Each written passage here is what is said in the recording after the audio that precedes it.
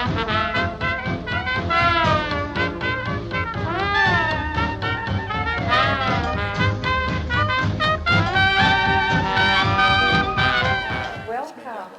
Do I need a microphone? Yeah, good. So, but if you don't hear me, just raise your hand and I'll get the mic. I'm glad that so many of you are up this early.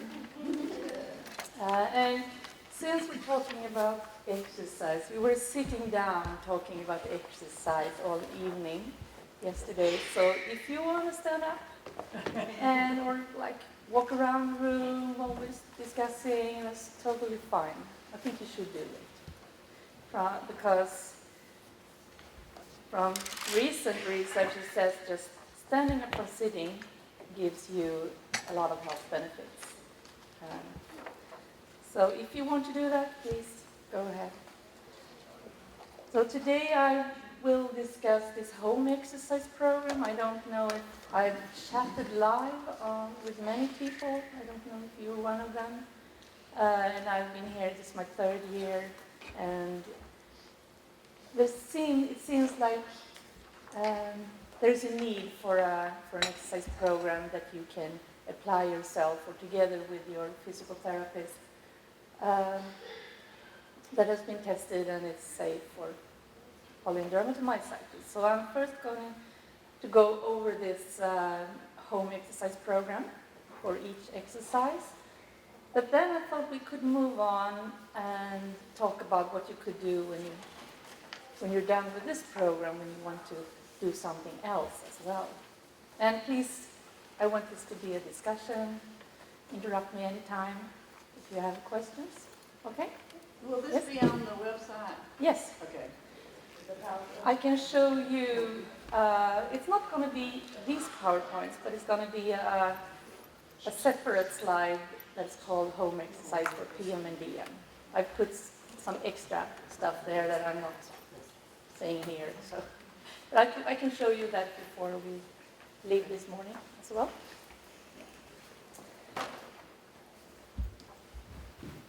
So this program, I think this is a good way to start exercise if you were recently diagnosed with Dermatomyositis, or if you're having a flare, that you feel that you have to go down in exercise intensity. But it can also be a good start if you've never exercised before or haven't done it in a very long time. So if you want to get back on track, could be a way to get started. So do all of you have contact with a physical therapist? I don't. Do you have the possibility to? I don't know. I probably need to talk to my boss about it. There's not a lot of. I actually talked to a physical therapist that I knew personally, and he didn't know anything about this. He said swimming. That's all he said. Swimming. So I've kind of developed my own little exercise program. I know. Yeah. I know. That's why I didn't. At the program that is up on the web, you'll have my email address. So it's perfectly fine if your physical therapist wants to ask me anything about how we can get started, or if I can send any literature. Yes. Yeah, the problem I had, I don't go to a physical therapist right now, but when I came out of the hospital, they don't know anything about this disease, and so they just treat you as though you're, just had surgery or had a stroke or whatever it is. And I would go, and then I wouldn't be able to get out of bed for 3 days. That was the pattern. Okay. I think that is a big problem. That is a problem in Sweden too, where I come from. So I think most myositis patients in Sweden, they go and they have contact with us or another myositis physical therapist or team in one of the bigger cities. So they come once a year or once every other year just to meet with me or one of my colleagues. And then we have a lot of contact, like networking in Sweden, and I can talk to their physical therapist and we can make it work. So maybe if you have the possibility to go to one of the myositis centers close to you and perhaps meet a physical therapist that knows more about myositis. But it's a rare disease, so if you're working as a primary care physical therapist, you might meet one person with polydermatomyositis during your whole career, and then it's difficult. But we're trying to get all this information out on conferences and publications, so hopefully it will get better. But your PTs are welcome to contact me if they want to know more about myositis, and I can send information. And these publications are also on the program on the web. So if your PT doesn't know anything about myositis, you can say, go and look these up. And you can start reading. Okay? Well, are everybody of you, are you exercising right now?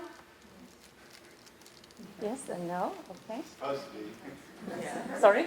I'm supposed to be, but I'm not doing exercises every day like they No. tell you you're supposed to. Is there something called too much exercise? Yes, there is too much exercise for everybody. I think if you go from doing nothing and progressing too fast, that you want to do, I want to be able to do this, and I want to be able to, and you go too fast, that your body will tell you, hey, stop, what are you doing? You need to slow it down. So, and it's too much exercise for me too. You know, for an example, I was supposed to run a 5-kilometer race after work, so I biked to work, which is almost 20 kilometers, and then I biked to the racing place, and then I ran a 5K, and then I biked home, and then I was on the floor, and I had cramps in my legs, and my husband had to, and I couldn't move for 3 days. That was too much exercise for me, because I hadn't been doing that kind of physical activity like in a long time. But I thought, I can do it. And it's not harmful if you happen to do that. The only thing is that maybe you'll be lying in bed for a couple of days with very high CK levels. That's normal. That won't set you into a flare. It won't do any long-term damage. Only that you get the insight, okay, this was too much, right?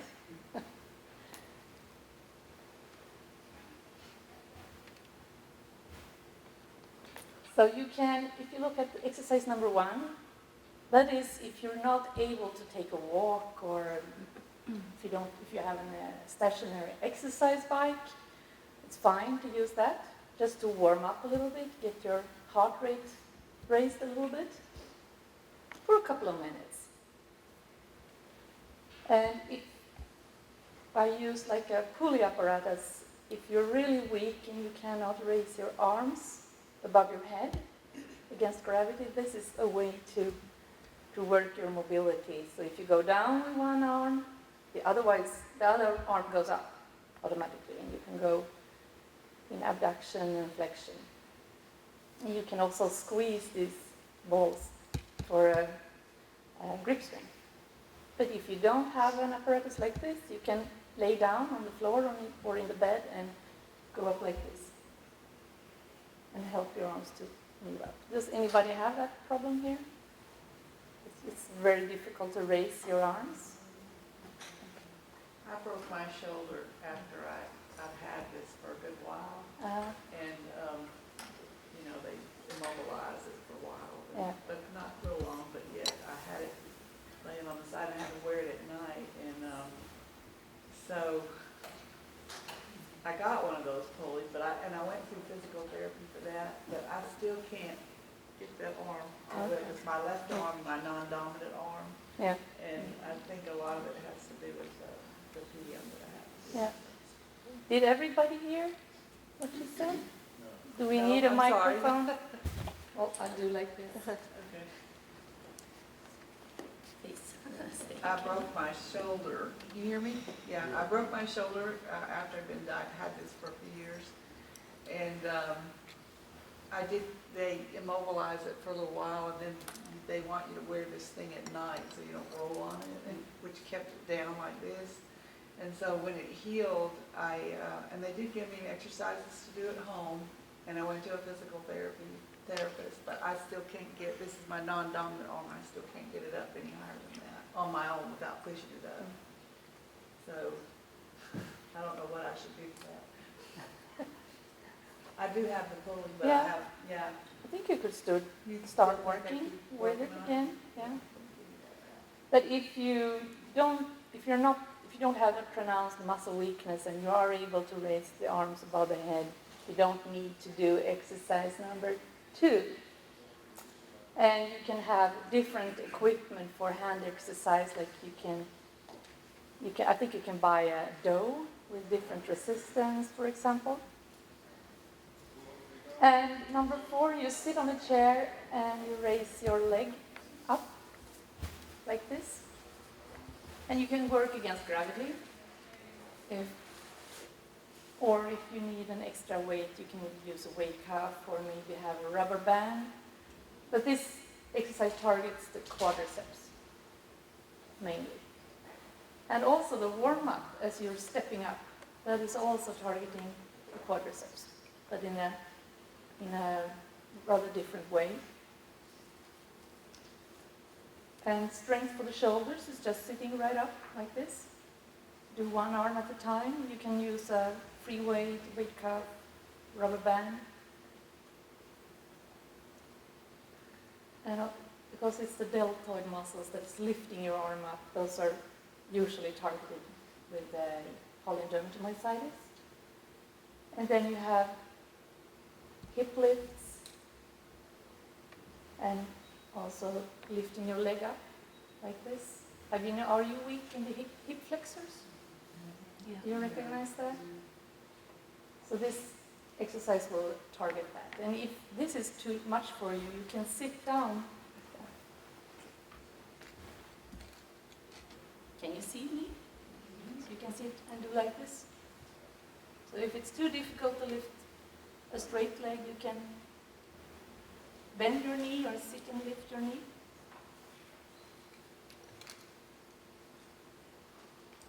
So what we saw, so this program you're supposed to do, yes? By doing this exercise, can you rebuild your muscles that are damaged? Yes, to some extent. Or they You can, yeah. I don't know if you listened to our talks yesterday, but Sue Maillard, she talked about these baby cells, the satellite cells. So you have in your muscle, you have immature small baby fibers. And if you use the muscle, they will wake up and develop into grown-up muscle fibers. So what we saw when looking at muscle biopsies before and after this exercise program, we saw that patients who had been on steroid treatment for a long time, had the disease for a long time, they had a smaller amount of these type 1 fibers, the one that are oxygen dependent, the one that helps you do endurance exercise to keep on doing something for a longer time. Patients had a lower amount of these type 1 fibers. But after doing this for 12 weeks, we saw that afterwards they had a normal distribution. So we don't know exactly what happened here, but we think that maybe these satellite cells kind of woke up and decided to be type 1 fibers. So when using your muscle, you're activating these satellite cells and you can rebuild muscle. Everybody, I think, can rebuild to some extent. Yes? 2 questions. Is this slide online? Yes. Okay. And second, when you were saying that you can rebuild a muscle, is there a particular length of time that you need to do this, or a particular length of, like, do you need to exercise for 30 minutes or 45 minutes to rebuild that muscle? It seems to be enough to do it 15, 20 minutes, 5 days a week for 12 weeks. And we also combine this with walks, and I'm going into that later on. So you should not do 5 days in a row. You should do maybe Monday, Tuesday, rest, Wednesday, Thursday, and then you rest a couple of days. So that you don't do Monday to Friday and then you rest. You see?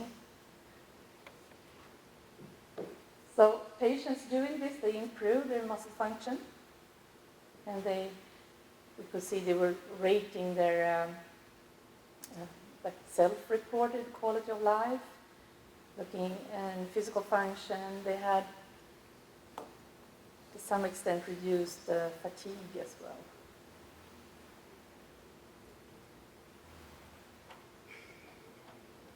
And we did see that we were looking at CK levels, and we were looking at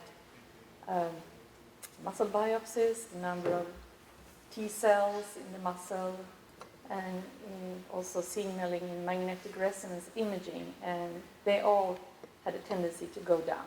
So there were no patients experiencing more inflammation or higher CK levels over time with this program.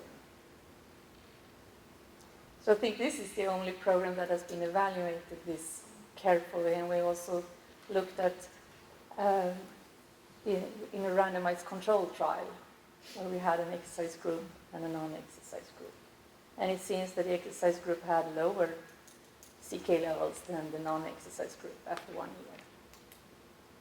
And it also seemed that those who started early on in the disease with this program, they had some telephone support and exercise diaries.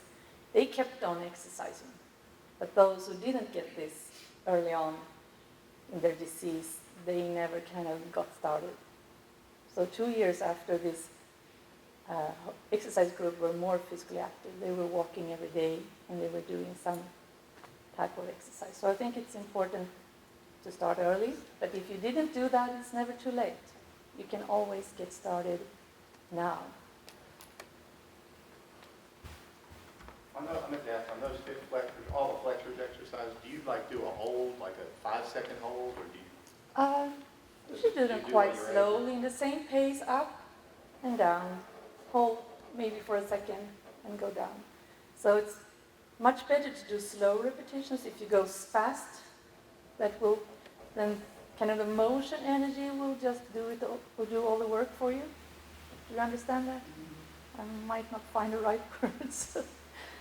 But if you go up slowly, you really have to contract the muscle. And if you go down, you have to resist gravity. So that will give you the maximum effect. So the ideal thing is to get started with a physical therapist. But if you don't have that possibility, maybe you can kind of measure what you're able to do at home. This, if you're walking a path at home, maybe check how long did it take you to walk this, or how many times can you get up from a chair. So I think it's easy to have some measures of your own if you're not able to see a PT. Because I think it's good to do some measures before and then go back after 12 weeks and do the same and see what happened. Did I get stronger? So you could start with about 10 repetitions for each exercise here.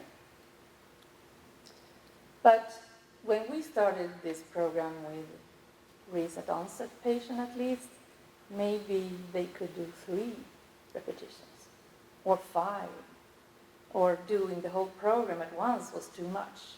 So then we divided the program. If you do this in the morning and this in the afternoon, and just start with 3 repetitions, and we'll go from there. Yes? I find that what helped me was if you can find a pool, Yeah? and sit at the edge of the pool and go against the water. Okay, so It kicking Yes, in the water. it does Mhm. help a whole lot. That's a good idea. And if you feel that you need, and then, I'm sorry. This is some thing that I use every day in my clinic. Have you seen this scale before? So instead of saying I don't know on what weight you should start, because I don't know you. But I can say, I want you to start on the intensity that you say, oh, this is light to moderate. That's how many repetitions or weights that you should use when you start. But then it's okay to, when you get used to the exercise, you know that this is working, then you can try to increase the weights a little bit. We also talked about if you feel that you did something yesterday, then it was probably the right intensity. If you didn't feel anything in your body after exercise, it was probably too light exercise. So slowly progressing, and that goes for, I think, all chronic disease. There are a lot of exercise studies done in rheumatoid arthritis, for example. And you see, if you don't progress your exercise, then you won't get the benefits that you want. So we'll come back to this.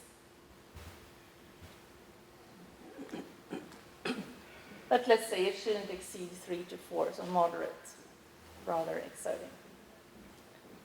And if you need, you can add extra weights or rubber band. And then with improved function, you can go from 5 to 7, which is heavy, to very heavy exertion.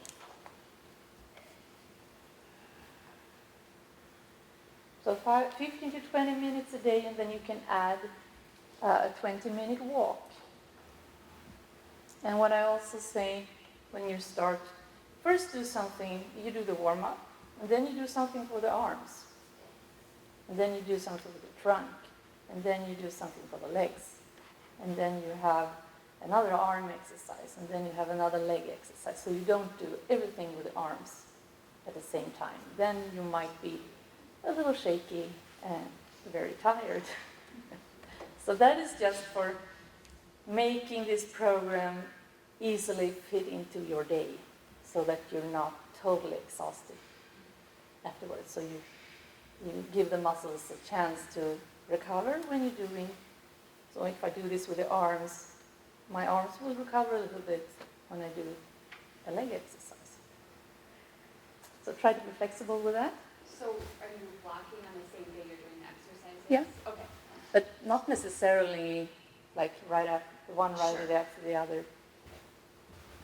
But if you're able to have a walk before, so that's a really good warm-up, if you're able to do that. So at the clinic, when we did this study, patients started about 4 weeks after having their diagnosis and after starting corticosteroid treatment. However, today we start right away. The day they have the diagnosis, they get started with this program. Yes? This 20-minute walk on a treadmill, and if you are walking on a treadmill, what speed in miles per hour would you walk? That's a good question. We're coming to this right in the next slide. I want to tell you how you can find your own good pace to walk in. And probably if you come into flare, you will have much more frequent contact with your rheumatologist, probably, and you can check in, and maybe they do the muscle, the MMT, right? They're making you resist their different. So that could be a good way. I mean, if you go into flare, have your rheumatologist check your muscle strength, and then see if you can come back and measure again.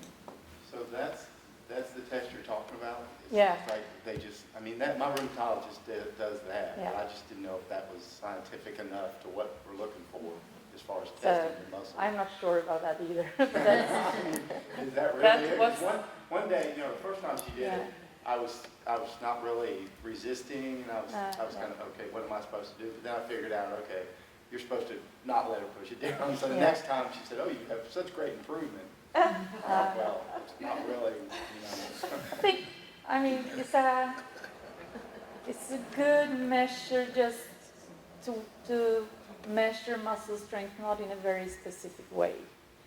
So I mean, if you lift your arm up here, you get a score of 5, and that's okay. But when you start putting extra resistance on, so if they put a little more resistance on, you get a 7, and a little bit more, you get an 8. Maybe there you have a problem, because it differs if the assessor is really weak. So I had a herniated disc when I was doing this, which was, I couldn't use the results because I weren't able to resist, and all patients got really good scores. But in some, I mean, now you know what you're supposed to do, and maybe it's more reliable now. So this is something you get started with, this program. You don't, I had a patient who did this for 20 years, 5 days a week, and she sent me exercise diaries, and I could keep score of her exercise habits for 20 years. And then she said, this is enough. I want to do something else. But we're all different. She really loved the home exercise. She had control. She didn't have to go anywhere. And I helped her to progress these exercises. But some don't like to do home exercise. Some want to exercise in a group or go to gym. And I think if that's the best solution, you take this program, you go somewhere and you do it. If you don't want to do it alone. Or you have your spouse or partner or another family member to do it with you. So then you're not doing it alone.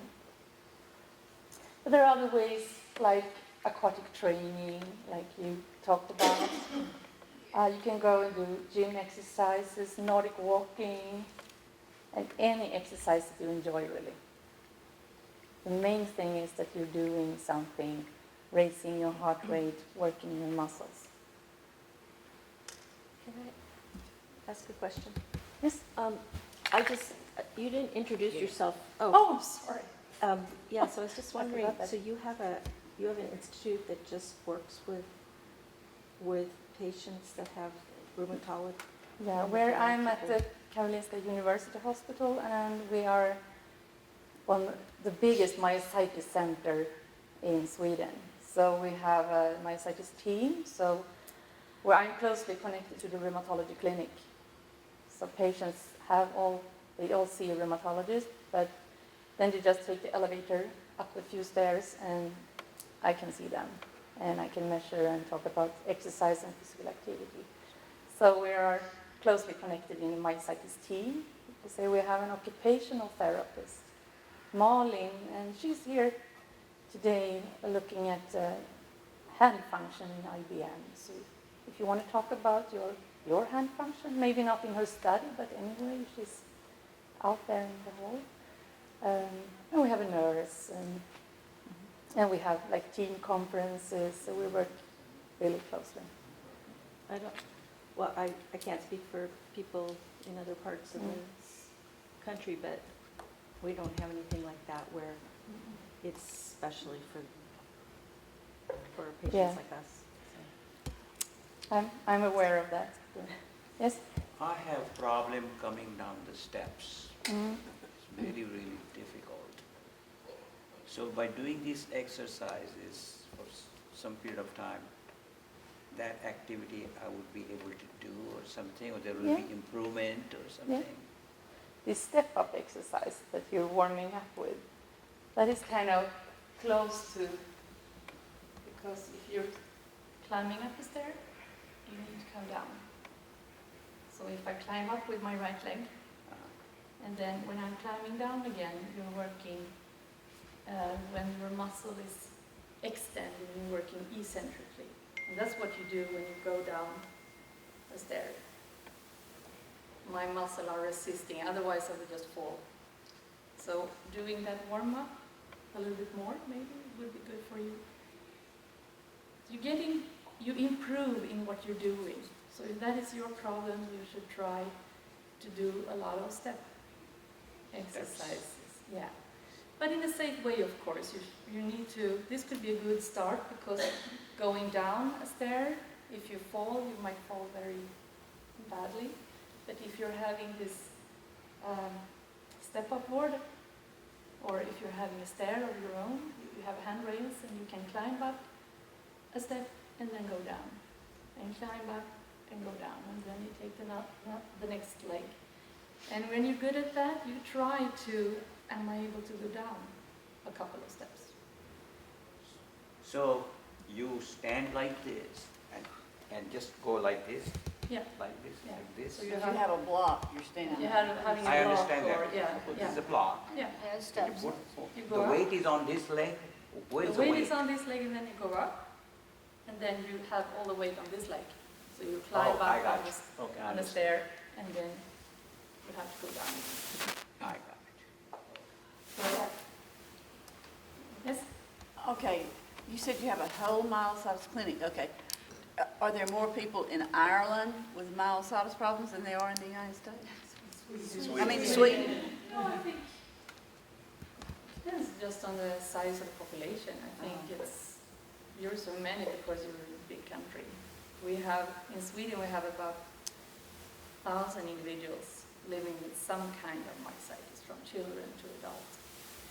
I mean, I know it's a very rare. Yeah, it's a rare disease, and I know it's difficult to get diagnosed.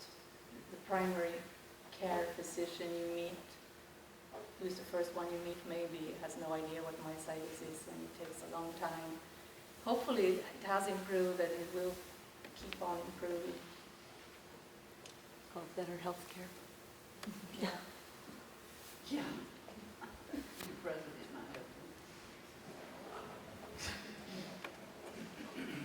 So when you're walking, so we know to improve your aerobic capacity, you need to do some activity that raises your heart rate for 20 to 30 minutes, at least 3 days a week. In this program, patients do it 5 days a week. And what you can do, you can calculate your individual maximal heart rate. It will not be exact, but within a ballpark. 220 minus h.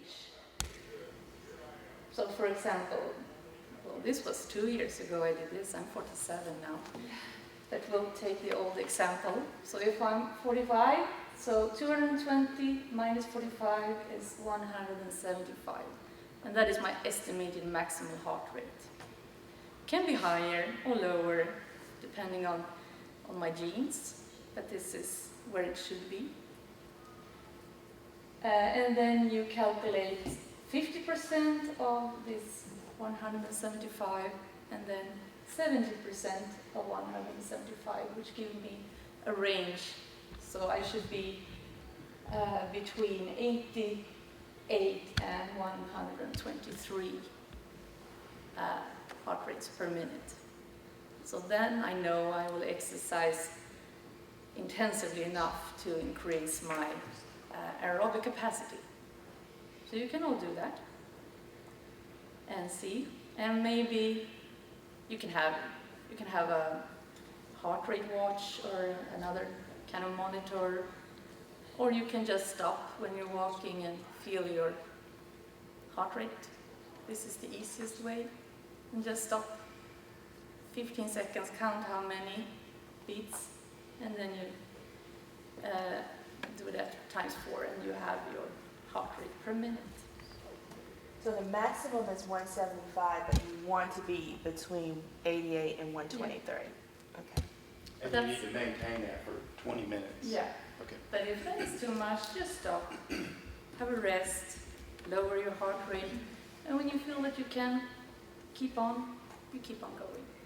So we've seen that you don't have to maintain this for a long time. You can do it in interval as well. So you can start walking in intervals. So you start walking slowly and then you feel, all right, I'll go for this 5 minutes and see if I can do that. And yeah, I did it. It worked. Maybe tomorrow I can do 6 and 7 minutes. And so we did see that most people were able, after 12 weeks, most people were able to walk 20 minutes in this pace. What about recovery time? Like you stop and to recover your normal heart rate, seems like mine was a long time before. So is that something that should get better with time? So I guess that's what your goal would be, is to make sure that you can recover quicker. Absolutely. But I think that will be the case. Some recover fast, some need a little longer.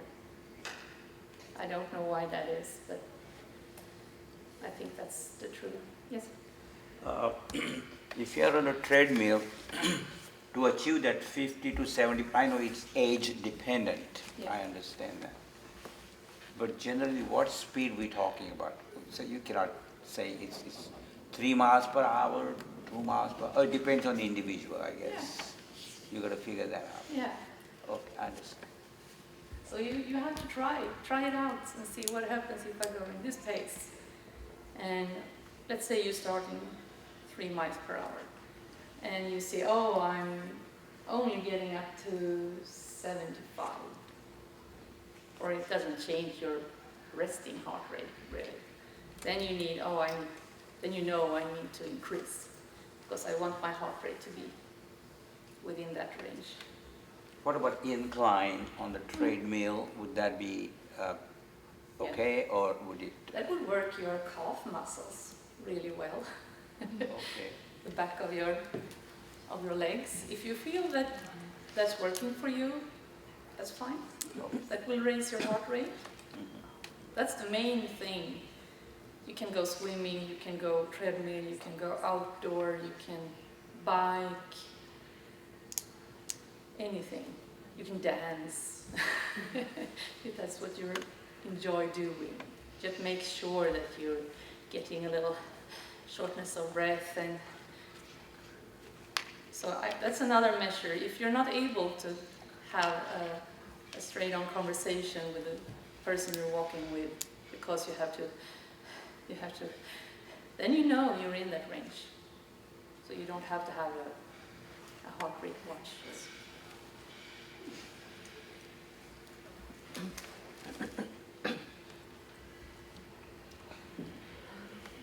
So this was the home exercise program. Any questions about it? Well, just one, you talked about a routine and do 2s and then rest. And then do 2 days and then rest. On those rest days, though, can you still do things like stretching or walking, some of those things that are much. Should live your lives as normal, only that you don't do the exercise program. We have another exercise program for IBM, and it seems that they need much more frequent exercise. They need to do it twice a day.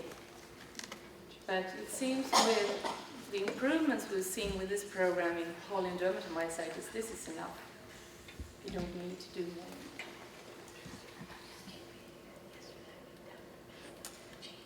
But then you need to challenge your muscles more when you've done this program for maybe 3 or 6 months. So, as I said, you can go on to aerobics, you can go to a gym, or whatever you want to do.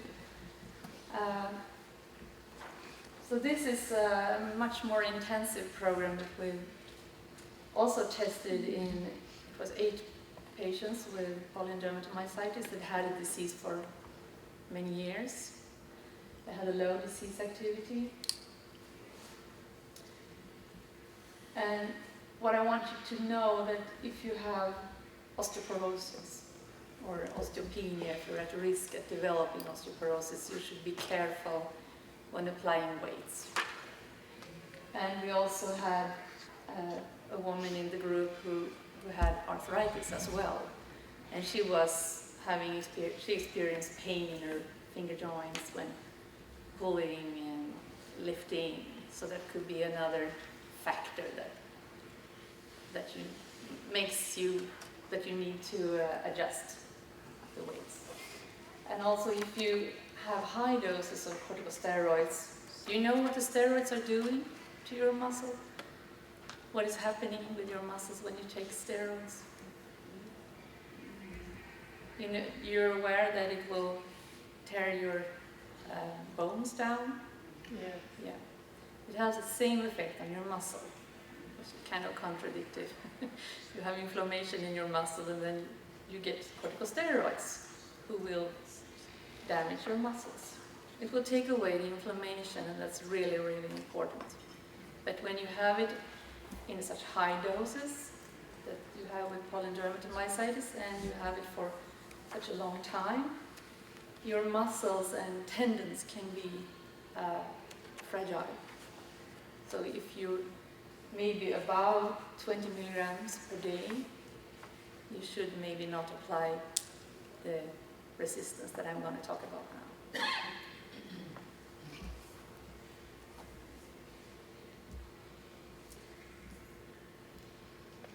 And I was coming back to the corticosteroids. I think that's another factor that makes it really important to move and exercise. Because when you're walking, that's what your skeleton needs. It needs to be. Help me here. Needs to have pressure. Yeah, you need to bear weight on your skeletons, otherwise it will get weak. And it's the same with the muscles. And so exercising, you might prevent developing this type 2 diabetes or any other detrimental effects that the corticosteroids will have. So I talked a little bit about this yesterday, if someone was here. So we tried out a weight that you can lift 10 times, but not 11 or 12. So maybe we started with this, that the lady's doing on the upper left, with a weight like this, and maybe I gave her 2 kilo, and she said, 5 repetitions, no, I can't do more. Okay, then I know this was too much. So then we went to her left arm and I gave her 1 kilo. And she went, I can do 9. Okay, that's good enough. But then I tried her right arm again, and then I gave her 1 kilo, and she said, oh, I can do 10. Good. So that's the weight that we started on. So we did this for all these exercises. And they did this 3 times a week. It was in our PT clinic for 7 weeks. And each week we tried out the new weight, 10 maximum weight that they could lift. And we could progress all the time. So making sure they were always exercising on this 10 voluntary repetition maximum, the weight that you can lift 10 times. But having said that, of course, we went in much slower. We went in trying out loads that were 50% of max, so much lower, gradually increasing until we reached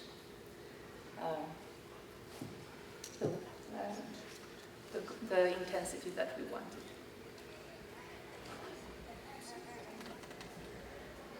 And they improved their muscle strength very much, from 50% up to 900%. And we did see reduced disease activity in 2 of these patients. And when we were looking at muscle biopsies, they had, you could see that genes regulating inflammation were downregulated after this intensive exercise. And the CK levels did not go up over this 7-week period. So this program, it's safe to do. Oh, bless you. So it's safe, doesn't harm your disease. It might even lower your inflammation and disease activity. But of course, you need to test, can I do this? Does this make me feel good? They most tolerated it really well, except a lady who had hand arthritis. She was maybe lifting weights on 60% of her maximum strength. So if you like going to the gym, this program could be what you need. And if you don't want to be on this 10 voluntary repetition maximum, maybe you want to lower it a little bit, I think that could be okay to do, as long as it works for you. And if you want to build up your strength, you need to do this 2 or 3 times a week.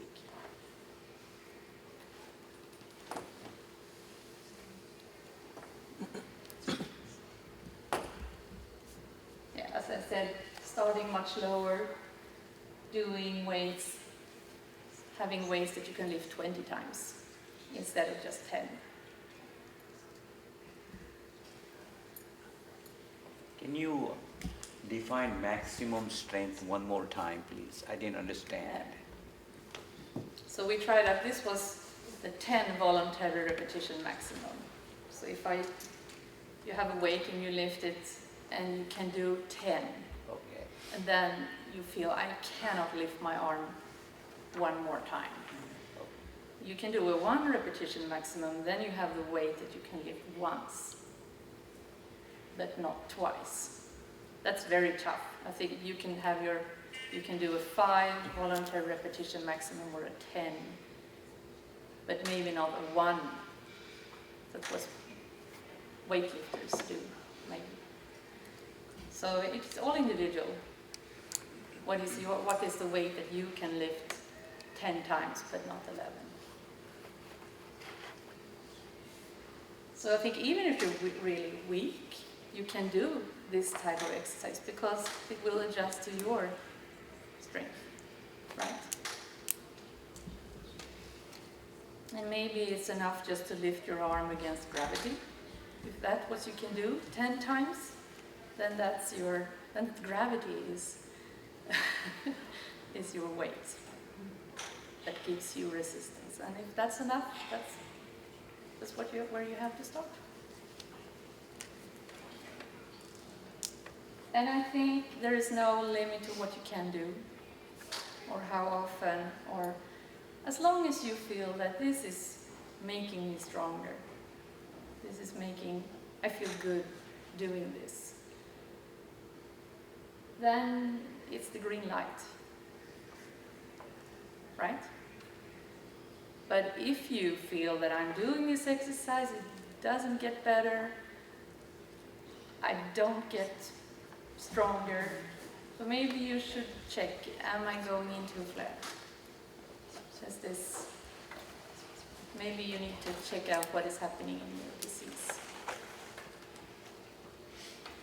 So if you're working out, it's working, you're getting stronger, then suddenly you don't have that effect anymore. Either you have to maybe change your exercise program, or if you feel more tired and less energetic, you should maybe check, am I having a flare?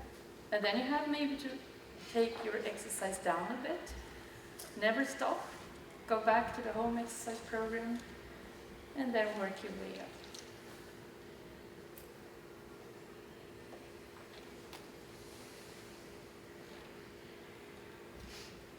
So I'm coming back to this scale again. I'm using this all the time when I'm introducing someone in exercise. We're working according to this scale. So in the beginning, a 3, that's fine. And then after a few weeks, maybe a 4 could be okay, and then a 5, and then I have patients saying, oh, this is 7, 8. Okay, you had a good workout. And then they go home and rest.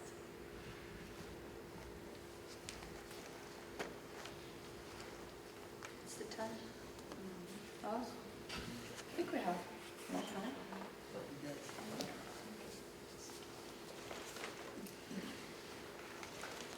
Then you can do aerobic exercise too.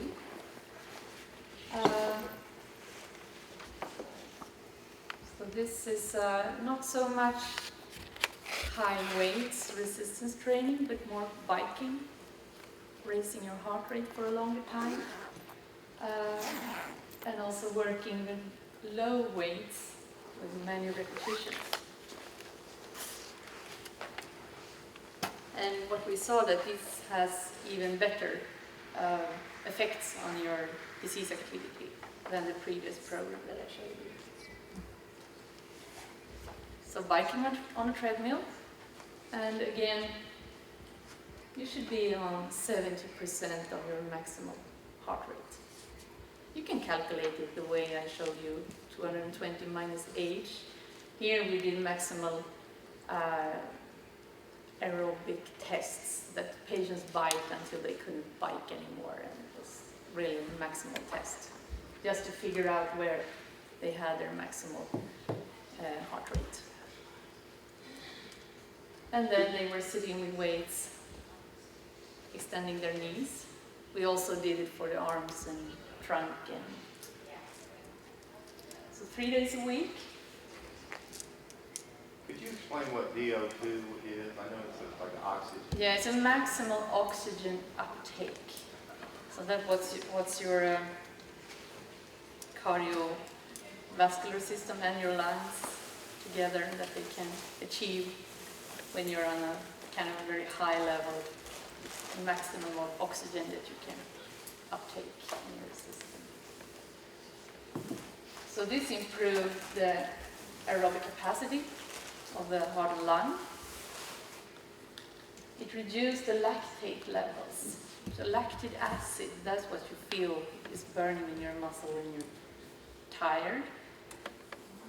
You recognize that? Yes. Mm-hmm. So lactate went down after the training, and patients could bike the double time. I don't know if you can see it. So here are the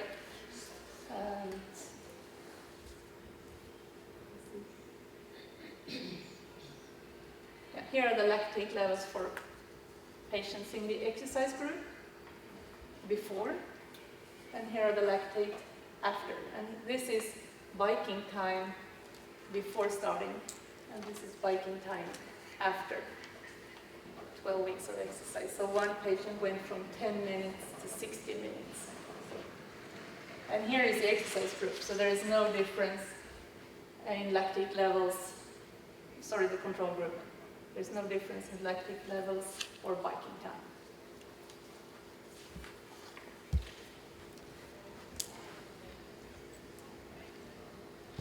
And we looked at muscle biopsies.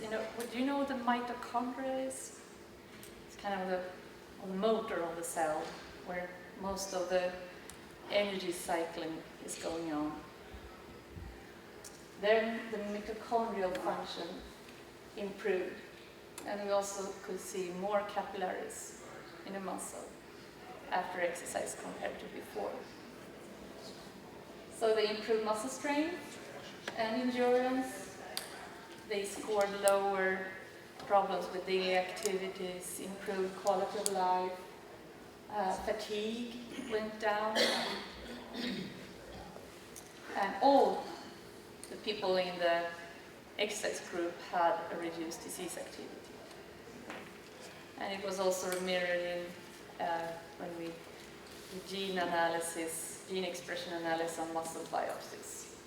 So genes regulating inflammation went down. Genes regulating development of new vessels and muscle growth went up. So probably these changes have something to do with the corticosteroids. Maybe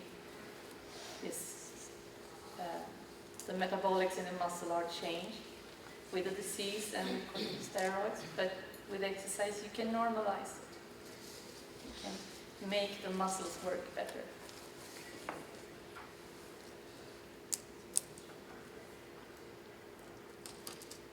And this program was also well tolerated. One patient, she could bike 5 minutes from the beginning, and after 12 weeks, she biked her 30 minutes on the right load. And she was, I think, 72. She had never exercised before.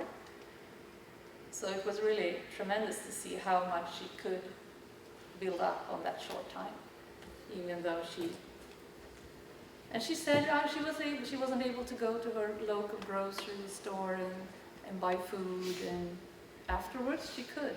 And I think it made a huge difference for her in her life. So do you know what creatine is? You have creatine in your muscle, and you get more creatine when you eat meat or fish. And this creatine is really important in the work in the mitochondria to have this energy cycle. So if you have dermatomyositis especially, polymyositis also, you have lower levels of this phosphocreatine in your muscle when you're resting and during and after an exercise. So what we did, we tried in a randomized controlled trial, working with the home exercise program that I first showed you today. Everybody was exercising with this program.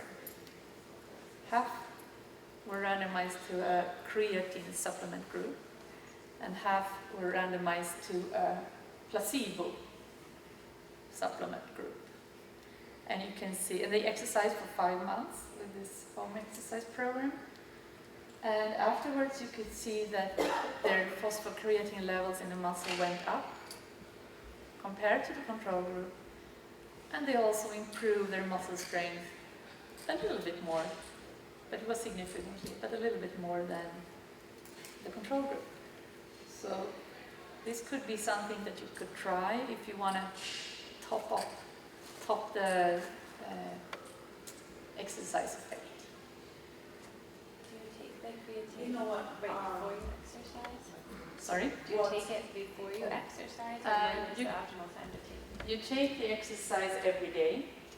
So there's a loading dose of, I think, 8 grams per day.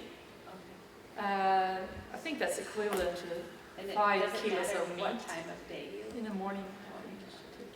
And then you go down to like a maintenance dose, so that you take it every day. She talked about that in the nutrition class, so Okay. I just wondered, time of day that was. I think our patients took it in the morning. You had a question? Yeah, I was asking what supplement has the creatine? There are a lot of creatine supplement products out there. So I think we discussed it yesterday, where to find a good creatine.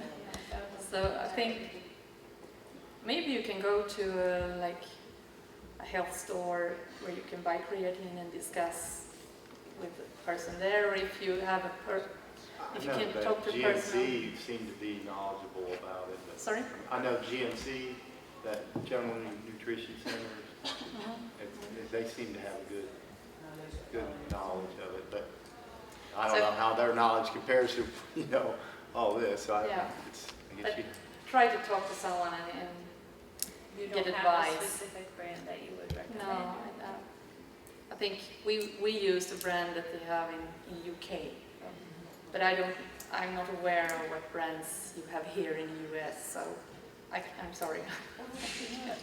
But I would advise you to talk to your neurologist or rheumatologist so they know that you are studying this, and also try to be seen by a physical therapist and someone who can measure your ability from the beginning, and then come back after 3 months and see, did you have any effect? And also try to think in your daily life, what benefits did I have? Are there any side effects? There is, it's quite common that you get stomach, and that you can have gastritis problems. It's not long term, and when you stop, it disappears. Otherwise, I don't think there is much side effects. But it's important that you discuss this with your rheumatologist in terms of what meds you are on now and so on. But so you do this for 3 months, and then you have 1 month of resting, so you don't take creatine, and then you start again. And always exercises if I have, yeah. Yeah, take a 4-week break from creatine, but still continue to exercise.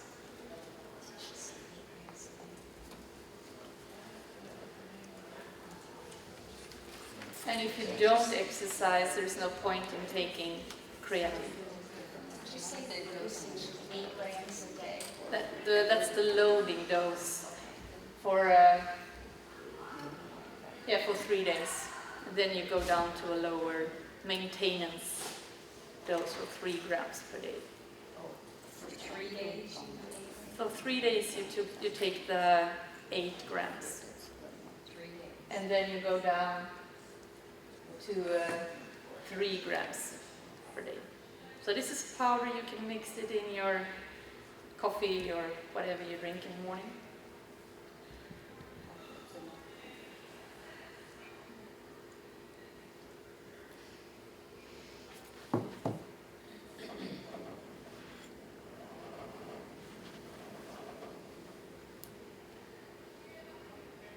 So both in healthy and in myositis, we've seen if you have a good aerobic capacity, that is strongly correlated to how you feel, to your health. So by doing regular aerobic capacity, you improve your quality of life, you reduce the risk of type 2 diabetes, cardiovascular disease. You can reduce your blood pressure if you do it regularly. It's over months, but you can see an effect. And with myositis, you might already be in higher risk of cardiovascular disease. So just be out walking, biking, dancing, swimming, that can really improve your health. So anything you like doing. I struggle with exercise too. Sometimes I don't have the energy and the time, but then I do something. The exercise that is really being done is the best exercise, I think. So if you just go out and do anything and you can feel, oh, I did this today and that was good. Tomorrow I'll do more, or the day after tomorrow.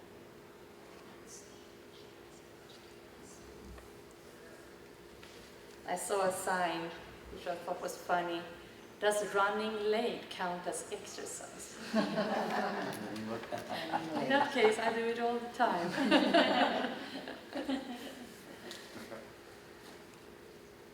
Okay, any more questions? What about other supplements like protein powders or pre-workout supplements? Is there any danger of? I don't know. What I do know is that some, like vitamins or nutrition supplements, can interfere with the immunosuppressive treatment. So if you want to try something, discuss that with your physician first. Otherwise, there's no research. I don't know.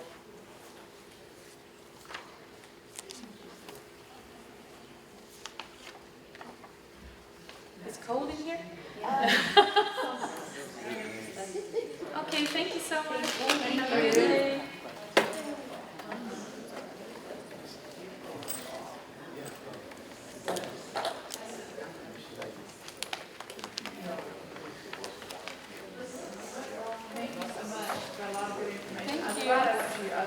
Yesterday first, so it's helpful.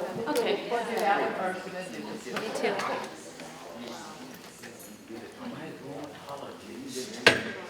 You don't know what all has yet.